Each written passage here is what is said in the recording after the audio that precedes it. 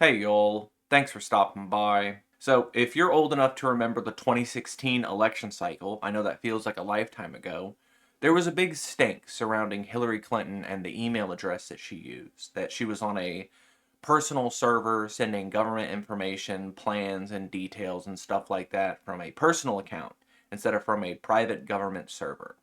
This is where the chance of lock her up and what about her emails came from. And you can be anti state all you want, you can believe in decentralized powers all you want, but I'm sure you can understand the necessity of security with our government information. We don't want this stuff to go into the wrong hands. We don't want people who we're sending on missions and operations to be hurt. Despite these complaints coming from only Republicans towards Hillary Clinton, I can understand their concerns about that. As much as there are more valid, real reasons to despise the Clintons, not just Hillary, but their entire family and dynasty, when it comes to the matter of national security, proper channels for doing government work, this is a problem. But News of the Week reveals that Republicans don't really care about national security. It's more about who's doing the flub that they care about the most. If you haven't been keeping up with our wild and wacky current administration, last month it was revealed that the current National Security Advisor, Michael Waltz, invited an Atlantic journalist into a private Signal group chat where several government officials were discussing war plans, attacks on Yemen to counter the Houthi rebels that are attacking over there. You can say it wasn't war plans, that it was just plans on doing strikes on a single day. It was battle plans and not war plans. But at the end of the day, you are talking about military strikes, military action, and incursions in foreign countries on a channel, on an app that I can download from Google Play. Normal people, you and me, we make jokes all the time that the NSA or the FBI is monitoring our Twitter group chats or our Discord calls and stuff like that. But our government officials, they'll just invite journalists in. They don't care anymore. If something like this would have happened under a Democrat, we would not have heard the end of it. It would still be an ongoing story on every single news platform.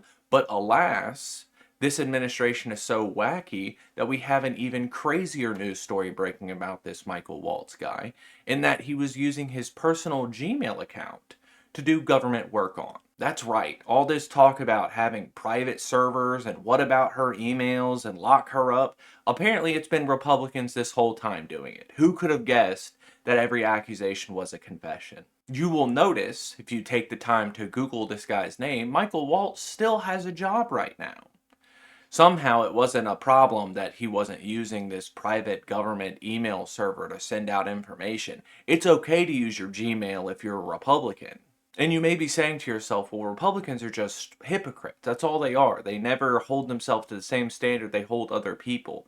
And you're right. You may be asking yourself, how do you address this? How do you point this out to people and let them know that this is happening? And I gotta be honest with you, I don't know. When I've tried to point this out on the internet, Republican hypocrisy, not just around this email stuff, but around any number of things. The blatantly contradictory statements that these people believe. Ideas about being pro-life, but cutting funding for education, for healthcare for children, for pulling children out of poverty. These are a very vibes-based people, which is hilarious to me because I grew up on Republican figureheads saying that the facts don't care about your feelings, when these are the most emotionally charged people that you'll deal with. Facts do not matter to the average Republican.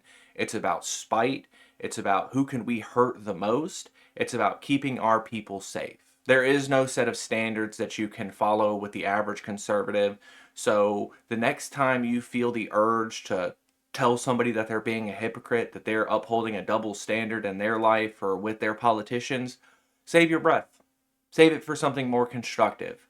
If you want to argue with somebody that they're being a hypocrite, prove them wrong in front of their friends, because that's how you embarrass someone into being a better person. There's no amount of velvet gloves that it's going to take for the average conservative to change their mind. You have to humiliate these people.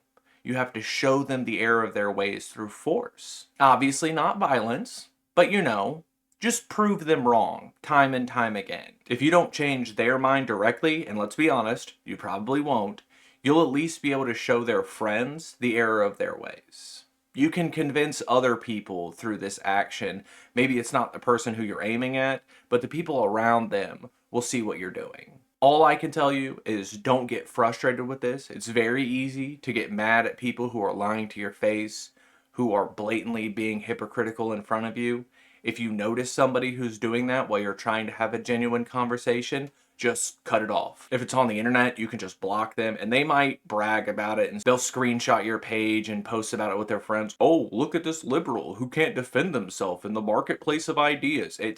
You don't want to deal with that kind of grief of talking with somebody who doesn't care about the words that they're saying. When someone's end goal is your strife, there's nothing you can gain from talking to them. So, if there's anything to take from this, just understand that yes, the average conservative is incredibly hypocritical, and you shouldn't take it upon yourself to try and change all of their minds. Pick your battles wisely, prove them wrong through your actions. It's very easy to get frustrated by these people because at the end of the day, that's their goal. They don't want to learn, they don't want to improve things, they just want to make you mad because their entire political ideology has boiled down to doing things to own the libs. And there's no rules or sets of standards that you can have with that. It's just emotionally driven garbage. That's their entire platform. I hope you can pick the right fights moving forward, but until inevitably some conservative on the internet makes you mad because they're just telling you lies, y'all try to have a good day.